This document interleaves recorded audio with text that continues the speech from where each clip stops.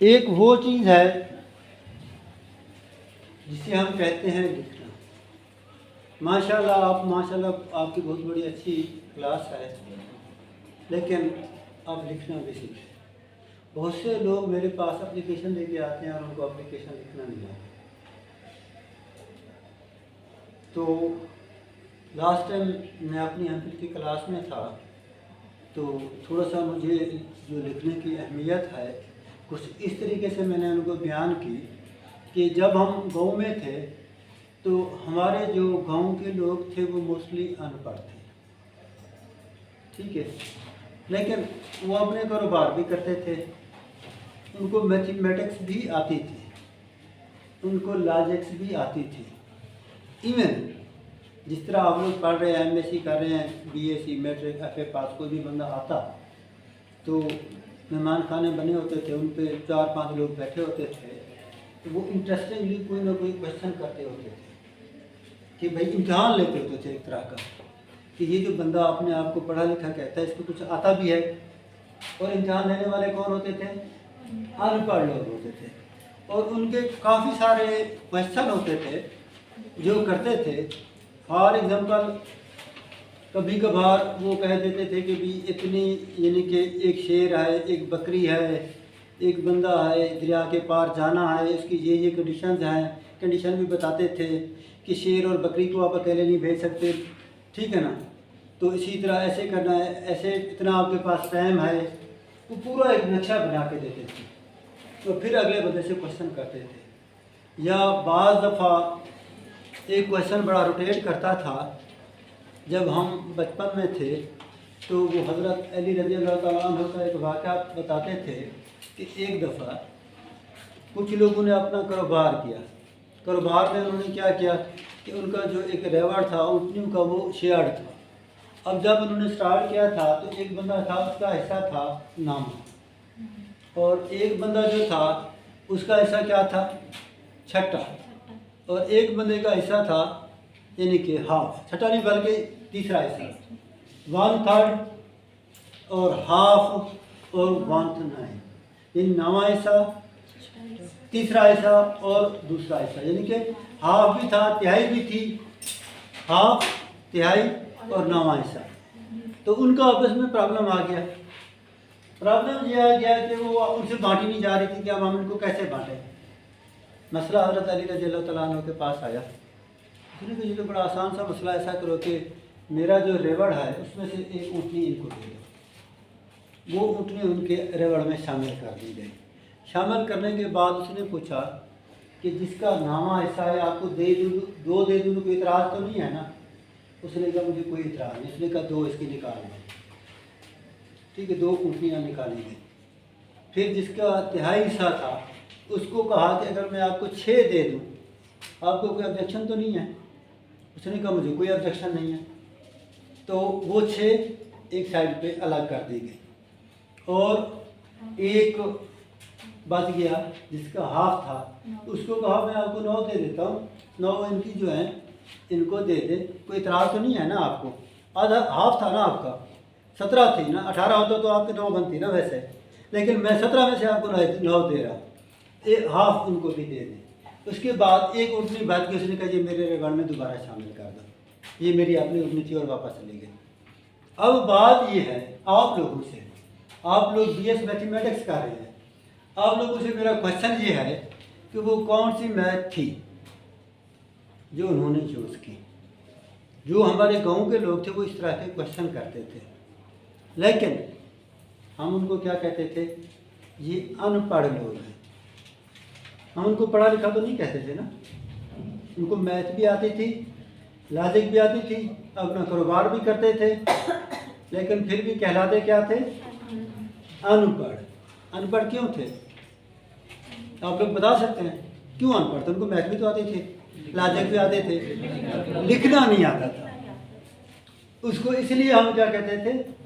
अनपढ़। और आप लोगों को अगर लिखना नहीं आएगा या फिर बोलना नहीं आएगा तो आजकल के दौर में आप भी अनपढ़ हैं। समझ आ रही है ना? लिखना सीखें और बोलना सीखें। ये 2 चीज़ें अगर आप लोगों के अंदर नहीं हैं तो आज के दौर में हम आपको क्या कहेंगे? अनपढ़ कहेंगे, क्योंकि मोस्टली मेरे पास लोग आते हैं इंटरव्यू में, जब हम विजिटिंग फैकल्टी के जब ऐसे मुख्तलिफ इदारों में इंटरव्यू कर रहे होते हैं, तो कोई कहता है जी मेरी 4 GP है, कोई कहता है मैं गोल्ड मेडलिस्ट हूँ, कोई कहता है मेरी थ्रू और फर्स्ट डिवीजन है, लेकिन प्रैक्टिकली उन लोगों को कुछ नहीं आता। तो एक बड़ा इंटरेस्टिंग वाक़या है कि एक दफ़ा मैं भावलपुर में PhD कर रहा था। मेरे एक दोस्त थे, वो NRSP बैंक में जॉब कर रहे थे, बड़ी अहम पोजीशन पे। तो मैं उनके पास गया कि ये एक बच्चा है, थ्रू और इसकी फर्स्ट डिवीज़न है, इसको आप अपने पास जॉब पे रख लें। तो उसने बड़ा इंटरेस्टिंग मुझे मेरे क्वेश्चन का जवाब दिया।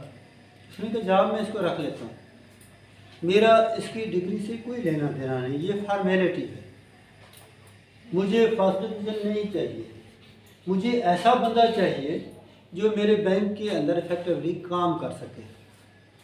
अगर इसको कंप्यूटर आता है थोड़ा बहुत, मैं उससे एग्ज़ाम लेता हूँ, मैं उससे कुछ पूछता हूँ, अगर वो मेरी कंडीशन सेटिस्फाई करता है मैं इसको रख लेता हूँ, अदरवाइज इसकी डिवीज़न की मुझे ज़रूरत नहीं है। तो फिर उस बंदे ने उसका कंप्यूटर का और जो भी उसकी रिक्वायरमेंट थी उसका टेस्ट लिया, तो वो उस वक्त फुलफिल कर गया, तो उसको उसने जॉब में रख लिया। अब कहने का मतलब क्या है कि आप लोगों की डिग्रियाँ हों, 4 CGPA हो, अगर आपको बोलना नहीं आता, लिखना नहीं आता, तो शायद हो सकता है कि मार्केट में आपकी वैल्यू ना हो। ये ज़हन नशीं कर लें, इसके बगैर आपका गुजारा नहीं है। अगर आपको चीज़ों के कंसेप्ट क्लियर हैं, लिखना आता है, पढ़ना आता है, बोलना आता है, मार्क्स नहीं भी हैं, तो आप सर्वाइव कर सकते हैं। और आपके सामने एक ऐसा शख्स खड़ा है, शायद पहले भी मैंने आपको बताया था कि मेरी यानी कि कैरियर में सेकंड डिवीजन्स काफ़ी थी, लेकिन उसके बावजूद भी मैं आपको आपके सामने मैं यहाँ पे खिदमत सर अंजाम दे रहा हूँ। समझ आ रही है ना? अगर नंबरों को देखते तो शायद आजकल के दौर में मैं एजुकेटर भी ना लग पाता, ऐसे है ना। लेकिन क्योंकि बोलना और लिखना थोड़ा बहुत आता था और लकी भी था, तो इसलिए आप लोगों के सामने खड़ा हूँ। तो आप लोग थोड़ा सा कोशिश करें, चीज़ों को समझें, नोट करें, प्रैक्टिस करें, बोलें और स्पेशली लिखना सीखें। ये एक बहुत बड़ा ड्रॉबैक है आज के लोगों के लिए। पता नहीं लोग लिखने की तरफ क्यों अपने आप को मोटिवेट नहीं करते। एक सिंपल सी एप्लीकेशन होती है, एप्लीकेशन लिखना सीखते नहीं है। क्यों नहीं सीखते आप लोग? अब आगे जाके क्या करना है आप लोगों ने? किसी भी इदारे में जाएंगे वो कहेंगे एप्लीकेशन लिखें, जब एप्लीकेशन लिखने की बारी आ गया आपको लिखना तो आएगा नहीं और आप भाग जाएंगे। एक और मैं आपको एग्जांपल कोट करता हूँ कि जब मैं MSc कर रहा था तो मुझे जो प्राइवेट स्कूल में पढ़ाने का बड़ा शौक़ होता था। एक ब्लूमफील्ड हाई स्कूल खुला था, तो हम 2-3 दोस्त थे, वहाँ पे इंटरव्यू के लिए गए। जब हम वहाँ इंटरव्यू देने के लिए गए तो वहाँ पे सिचुएशन क्या थी? सिचुएशन ये थी कि उसमें हमारे पास क्या था, उन्होंने कहा कि आप एप्लीकेशन लिखें। थोड़ी देर बाद मैंने देखा कि मेरा एक दोस्त ऐसे भाग रहा है, दूसरा ऐसे जा रहा है और मैं अकेला बच्चा बैठा, और थोड़ी देर बाद मुझे भी भागना पड़ा। हो सकता है कि उस वक्त मुझे कोई अच्छी एप्लीकेशन लिखना, ताहम मैंने लिखी, उनको दी, उन्होंने मेरा इंटरव्यू भी किया। तो कहने का मतलब ये है कि बाकी जो 2 लोग थे उन्होंने जब कहा कि आप एप्लीकेशन लिख कर दें तो वो भाग गए। तो कहीं ऐसा ना हो कि आप किसी जगह पे जाते हैं और वो कहें कि आप अपनी एप्लीकेशन तो लिखें और एप्लीकेशन आपको लिखना ना आती और आप चुपके से भाग जाए। तो थोड़ा सा लिखने की तरफ कोशिश करें, ये आपके लिए